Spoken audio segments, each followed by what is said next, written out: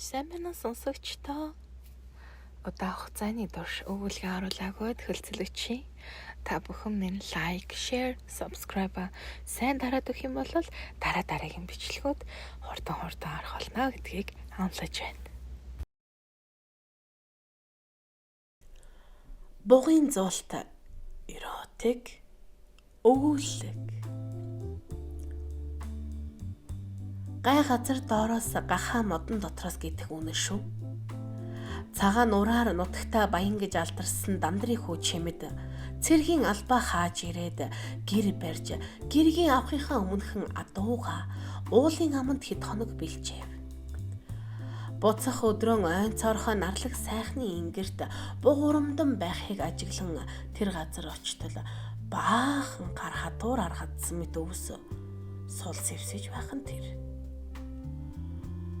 Ороон орсон бог өвсийг идэхгүй зулгааж тастаж хайдгийг мэдэхгүй залуу чимэд хэсэг сул өвсийг авч үнэрлэн зайжилах нь энэ.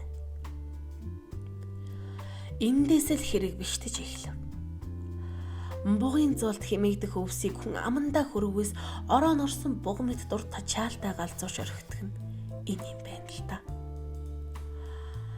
Гинэтэл зүв зүгээр эсэн залуугийн сэрэл туйлдаа хурж хагас галзуурч эхэлмэгц чимэд мордож уулын биед хоноо хариулж яваа игчдэрээ очтол бэр игч нь намрын хайлган цагт морины хөсийг дуслууллаа гэж загнахад өөрт тохиолдсон бүх байдлаа хэлэхэд игч нь ганцгалсан чөдрөө түнд дэрлүүлээд хурдан түргэн миний дээр гарч хороо тайлгаж тушаах нь энэ. Чимдийн хувьд үнэхээр эвгүй бэр игчтэйгээ унтна гэдэг хамгийн том нүгэл мэт санагдсан ч дур тачаал нь хамаг биеийг нь задлчих мэт санагдсан сүвтэй юу ч байсан хамаагүй дураа хангачмаар болоод байлаа.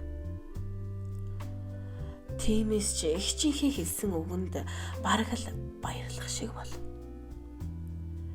Арай төрсөн игч биш болохоор бас гайгүй хэмээн өөрийгөө зөвтгөн. Чимэд юунаас эхлэхээ мэдэхгүй тэнэгэлзэн зогсон байтал игч түүний эргэлзээг тайлж шууд түүнийг өөртөөрөө татан хэвтвэл. Чимдийн жирхтэн юугөө гантайтал босч игчийнхээ дээлний товчийг молдоллоо. Бэр игч нүдээ та сайн юу л болвол болог бас маш их санаа зовсон аятай дээш харан хэвтэх нь энэ юм. Игчийн дээлний товчийг мултаж дуусахад игч нь өөрөө шууд ингэрээ задгаалаа дээлээ дэвсэж өг. Бэр игчийнх нь хоёр том мэм хөхөвчнийх нь цаанаас багтаж ядан том байхаад чимдийн сэрэлч туйлтай хүртэл аслаа.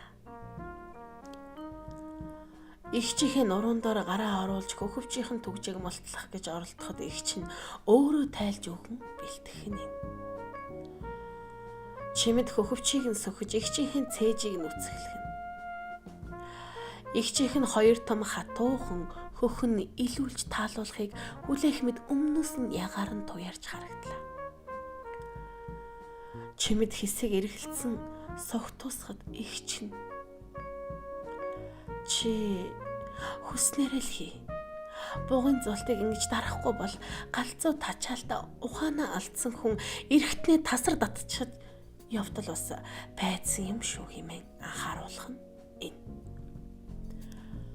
Чимэд нэрэл ийм хүнд байдалд орчихсноо отоол нийгэм ойлго.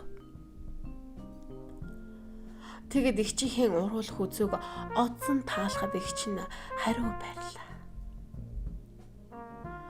Дараа нь хөхийг нь илэн таалахад игч нь таатаяа гиншин ордуу алдагаач.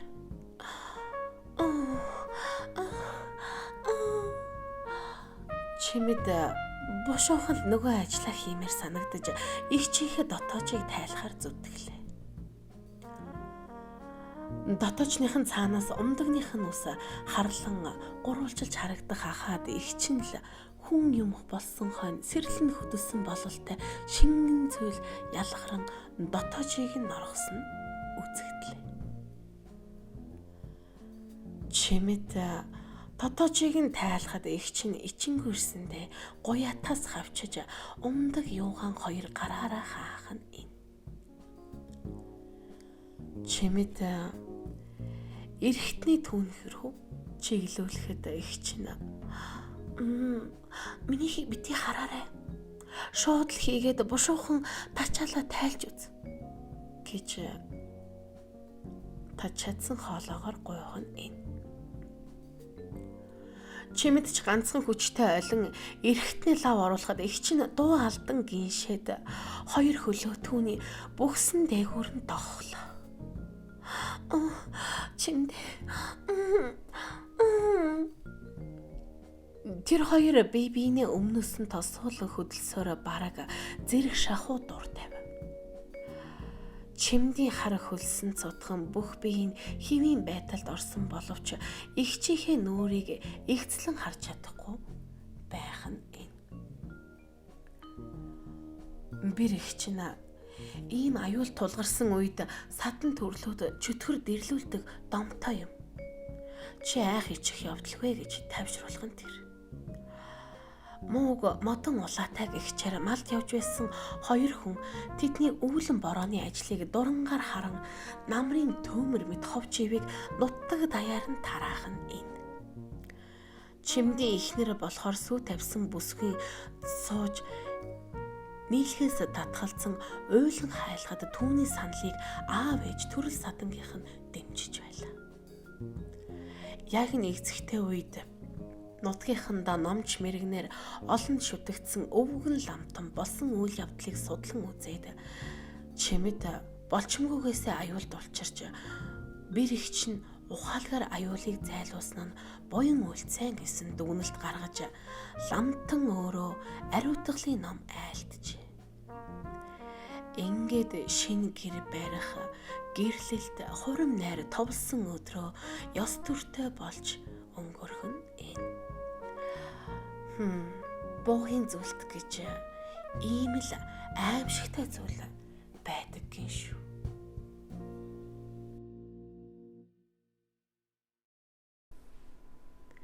Дэмжин сонсдогт баярлалаа.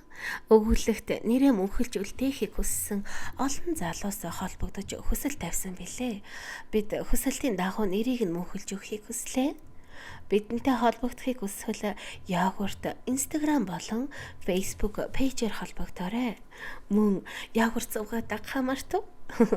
Дараагийн өгүүлэг тун удахгүй анхаарал тавьсан явдал баярлалаа. Аз жаргал сайн сайхан бүхний хүсэн ерөөй.